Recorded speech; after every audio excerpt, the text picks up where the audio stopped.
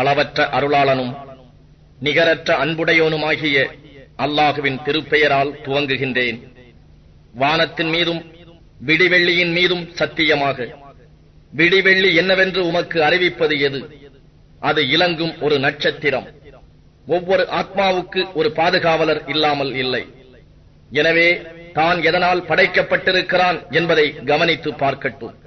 குதித்து வெளிப்படும் ஒரு துளி நீரினால் படைக்கப்பட்டான்.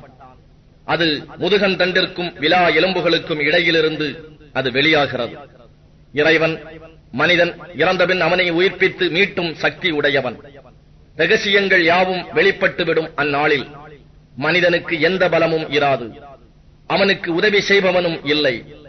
திரும்ப திரும்ப பொழியும் மழையை உடைய வானத்தின் மீது சத்தியமாக, தாவரங்கள் முளைப்பதற்கு பிளவுபடும் பூமியின் மீதும் சத்தியமாக. நிச்சயமாக இது குர்ஆன் சத்தியத்தையும் அசத்தியத்தையும் பிரித்து அறிவிக்கக்கூடிய வாக்காகும்.